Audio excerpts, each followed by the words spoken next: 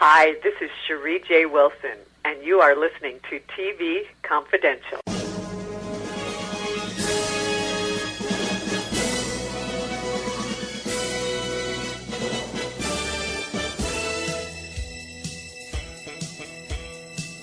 We did a thing at the Palladium, and the Queen Mother, it was her 80th birthday, and she came up, or I came backstage to meet her, and she says, I don't suppose you can tell me who shot J.R. I said, no, ma'am, not even for you. And we had 3 episodes before it was shot, so we had that whole thing building. How are they going to show it this week? And finally, when we did show it, I mean, it was like the shot heard around the world. People, I mean, airline people, the pilot would say, we know who shot J.R. And people were going to restaurants and leaving before the show because they wanted to see that specifically. It was heady days, very heady days.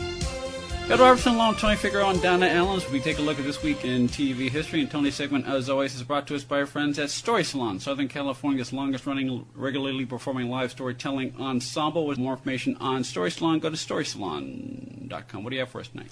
All right, so this is an oldie but a goodie. Well, it's actually from our age demographic. It's just something that we remember fondly. It's March 21st, 1980.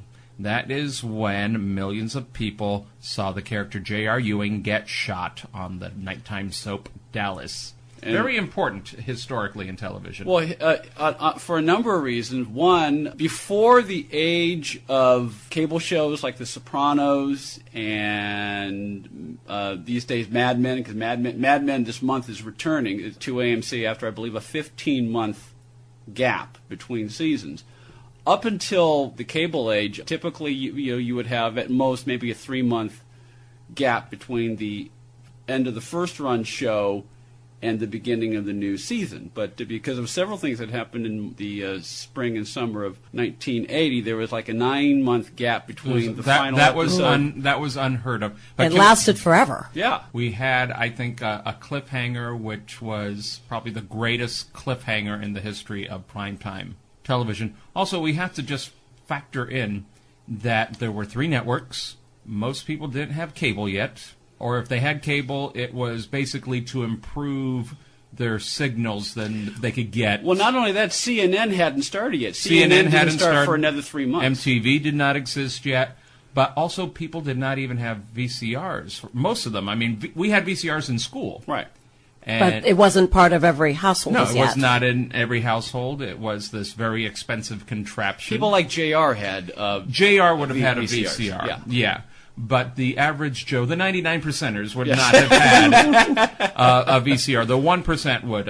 If you were a 99%er with a VCR, you were either a uber geek or you had some reason to own one of these contraptions other than for your own personal entertainment. And as you just said, J.R. would have had a VCR, which is one of the reasons why he was the most hated man in America. Yeah. That plus what he did to people like Cliff Barnes and Sue Ellen and everybody else in the cartel. But you talk about a perfect storm of events happening between when the cliffhanger episode aired in March and the resolution aired in November. You had a Writers Guild. Was it a Writers Screen Actors Guild? Okay. You had the actors strike. Mm-hmm. Then once that was resolved, as it happened, the season. I don't remember whether Hagman's contract ran out. Yeah. Or he just or he decided to stage a walkout. But Hagman decided to take advantage of the hoopla and the long gap, and he basically disappeared while his agents renegotiated his contract with CBS, and he emerged from that with, at the time, the highest paid contract in dramatic television. But so you had Hagman's walkout, and then, as we were talking about before, it was that summer when CNN and 24/7 cable news emerged, and so because you had to fill content on CNN, you would cover. There was a lot of human interest stuff that was used as filler, and still today, now that we have several cable news channels, there is a lot of filler going on. You also have to look at this from the pop culture standpoint. I remember that summer, my family and we were vacationing in Disney World in Orlando, Florida, when there was just one park. Mm-hmm. Epcot Center wasn't even around yet. and every other T-shirt I remember that summer was I shot J.R. I know who shot J.R. It was an election year. The Republicans shot J.R. The Democrats shot J.R. Jimmy Carter shot J.R. I mean, there were every variation, and if anybody's initials happened to be J.R., they had their own monogram. I mean, it was a phenomenon. I think this probably outsold... they were probably all illegal, but at that time, I mean, it was just amazing. I think prior to that, the biggest bootleg of T-shirts was probably Mr. Bill. When did the entertainment television programs come in? That was a little bit later on. I think Entertainment Tonight was about a year later. About a year later, I believe. So the story was being covered by traditional news outlets because they were getting feeds from the cable from CNN. Because if it was on CNN, it was there for constituted news, and nobody wanted to be scooped, and so you would have updates at the tail end of the 11 o'clock news, not just on CBS affiliates, but on ABC and NBC affiliates, because you didn't want to get beat by the competition. So everyone was covering this story. The tabs were covering the story. Everyone was covering this story. And it also got play, as I recall, because I believe it was that summer, the summer of 1980, the Americans pulled out of the Olympics. Yeah, so around the time that this was transpiring, there was talk because of the Soviet invasion of Afghanistan. Amazing how how we're still talking about some of these places today. But yeah, that was around that time. The Miracle on Ice was about a month before, if my dates are correct, and it was already at that time Jimmy Carter was talking about that. If the Soviets don't pull out, we're not going to the Olympics. Right. So you had this story, this entertainment story about a television show was providing relief from that little sports deficit that we were going. Exactly. And I think Dallas already had a very nice audience. I mean, this was a nighttime soap, which was a genre reinvented for nighttime. Already had a wide audience. And amazing because it was a Friday night show. It was back in the day when nobody watched television on Friday, but they were watching television. They were watching Dallas. But was it out of a lack of boredom that Dallas suddenly gained many, many more viewers? Everybody hopped on the Who Shot J.R. bandwagon. Now, at this time, was it a 9 o'clock show or was it a 10 o'clock? It was a 10 o'clock show. It was a 10 o'clock show because CBS had The Incredible Hulk with Bill Bixby and Lou Ferrigno, The Dukes of Hazzard, and then Dallas. And then later on, when The Incredible Hulk was canceled, they moved everything up an hour. And put Falcon Crest, Falcon Crest, 10 o'clock, right. So, and it was really good because Dallas was really the anchor show. So Dallas really was the 9 o'clock show. I mean, 9 o'clock show being the anchor show. Yeah. So before I forget, you mentioned everyone wearing T-shirts. I shot J.R. She shot J.R. Yeah. We had Michael Priest on the program a couple of weeks ago. Michael Priest directed more episodes of Dallas than any other director, and he had a hand on virtually every major storyline. And one of the first things he did when he joined the show, he shot footage of all the cast members shooting JR. Oh. And they leaked that to the networks to keep the mystery as much of a mystery as possible. They were known for doing that in other cliffhangers because remember there was a cliffhanger where Bobby got shot. Yes, a couple of years later. And Bobby was in JR's chair in his office, and he had his back to the camera, and then somebody came into JR's office, shot through the chair, and then the chair spins around and Bobby falls over. All of the main characters did the exact same scene, and apparently none of the actors knew until that point aired. Exactly. And when Bobby came back from the dead, there were 3 versions of his resurrection shot. And legend has it that one got distressed and was deliberately left out so the tabloids could find, and that's one of Patrick Duffy having bandages removed, and then he's looking at a mirror, and he says the line, "Great, I look just like him." Right. So they were notorious for that. They did red herrings like that all the time to keep the mysteries under I think wraps. nowadays when you have some shows like Desperate Housewives, they're just nicer to the crew, so nobody's going to do something. If you were a fan of the show, you had to watch it, otherwise you were left out. And you had to watch it. Yes. You had to. You could not be multitasking like a lot of people do. And they saved it to the very, very end. Yeah. So they worked it out. This is I would say that was the most viewed and that broke the record of The Fugitive. Wait, was when he got shot, or was it the reveal in November? The reveal in November. You're right, the reveal. Okay. Right. The episode called Who Done It. Who Done It beat The Fugitive, and then Who Done It was beaten by the final episode of, 3 years later. of MASH. And nothing has come close since. Well, you have single events such as the Academy Awards and the Super Bowl and things like that, but for single episodes of a regular broadcast episodic television series, no one has topped the final episode of MASH. The revelation of Who Shot J.R. in the final episode of The Fugitive. Could that even happen today? Because there is so much out there. Right, because the audience is so fragmented. I mean, these days, if you get a 13 share, you're doing great. When you're doing more than great. But back then, if you got a 13 share, you were canceled. You're gone. MASH was 1983, the last episode. The Fox network wasn't even going to be launched until 1987, so we're still several years away from that. According to our friend Wesley Hyatt's latest book, Television's Top 100, the 100 most watched American broadcasts that aired between 1960 and 2010, the Whodunit episode of Dallas, which revealed Who Shot J.R., which originally aired on November 21st, 1980, 8 months to the day, got a 53.3 rating and a phenomenal 80 share.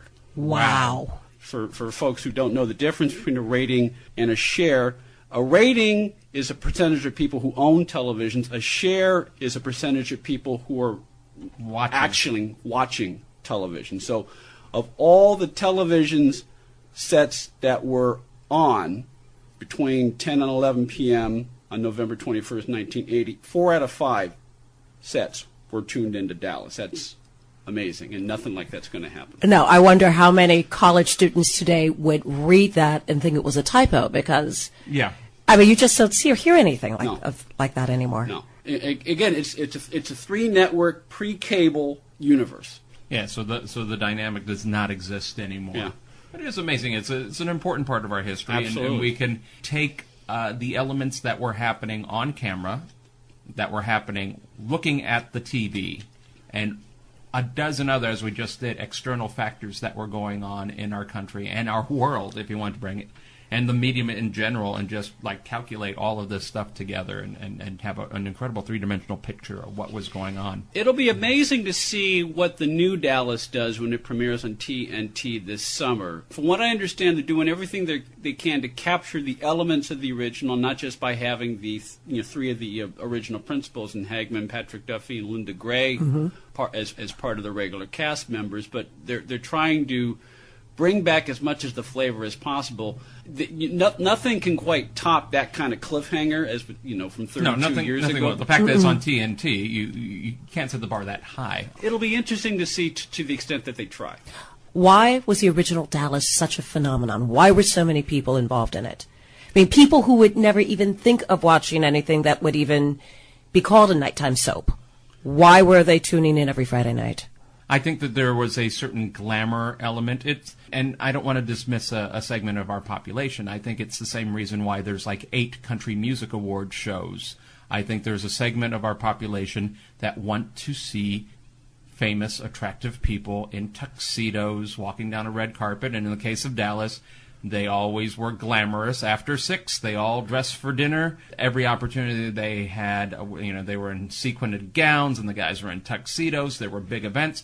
And then you add also the elements of the catfight, the intrigue, the money, the fantasy, the fact that you had a hero who was the meanest person in the country. And you just had this horrible guy that you hated, and he was the hero. And he loved to be mean. And he loved to be mean. He made no apologies about it. He made no apologies. Of course, with American television, he had to love his son. That was like his Achilles heel. But that wasn't until about 2 or 3 seasons. 2 or 3 seasons, he loved the legacy of his father.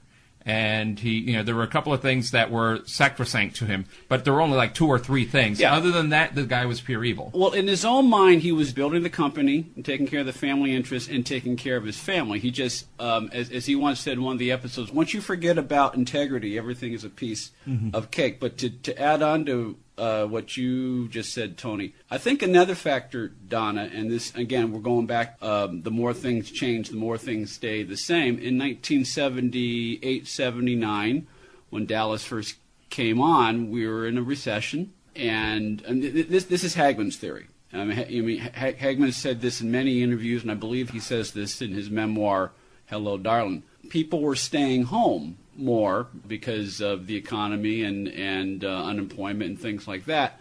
And so while Friday night was once considered a death time slot, people were actually watching Dallas because they were not going out as often. That's Hagman's theory. And also, was it 79? We were also suffering from long gas lines again. Mm-hmm. And I think making the oil people kind of the bad guys. At the same time, you kind of admire them, I think, was, a stroke of genius. I think as the show went on, as we went into the 80s and the Reagan era, they were perfect for that. Yeah. And I think maybe even Dynasty even captured a little bit more of that. Kind of a time that I think we're paying for now still. It was, hey, put it on the credit card, you're going to look great, and don't worry about it until later type of attitude that was happening. And we had that. I think we went from, it's kind of sad because we went from the Walton type stuff and, before, if things were not going that great, we could look at people and go, well, at least I'm better off than the Waltons were or the Ingalls family.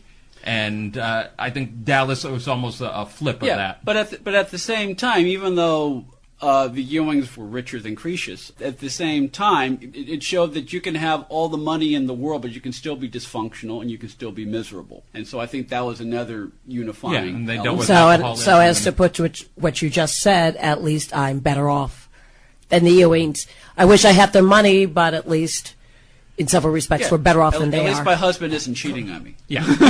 Let's hope.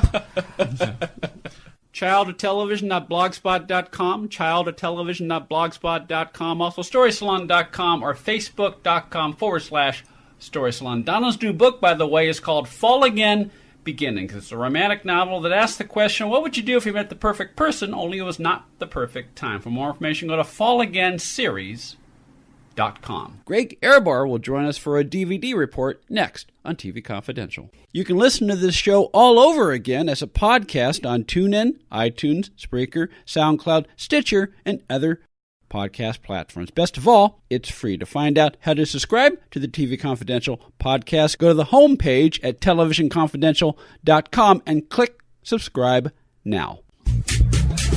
Ham Caricatures will keep the fun rolling at your next party, convention, or event through a live video feed. As friends or colleagues gather around the webcam, I can see them on my screen, and they can view my caricatures come to life on their own screen. The completed black and white drawing will then be emailed to you to print out. Pricing and details are at hamcamcaricatures.com. That's HAMCAMCARICATURES.com. Buying or selling a home can be one of the most stressful things we'll ever do in life. But it doesn't have to be. And no one knows better than our friends at Front Porch Realty Group. They're a community of realtors serving the Northern Bay Area of California that cares about their clients as individuals first and foremost. Whether you're a first-time buyer or looking to lease or sell your property in the Bay Area, Front Porch Realty Group will help you through this important transition by providing you with the right information for your situation while lessening the pain.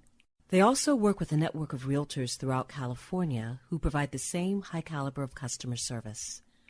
Call Front Porch Realty Group at 415-886-7411 for a realtor referral near you. You can also visit their website, frontporchrealtygroup.com, for more information on the services they provide, including upcoming workshops and seminars. For more information, call 415-886-7411 or visit frontporchrealtygroup.com. Front Porch Realty Group. They'll find the solution that works best for you. Uber is the mobile app that connects you with a driver for immediate transportation. Request a ride at the tap of a button and you have a driver curbside in minutes.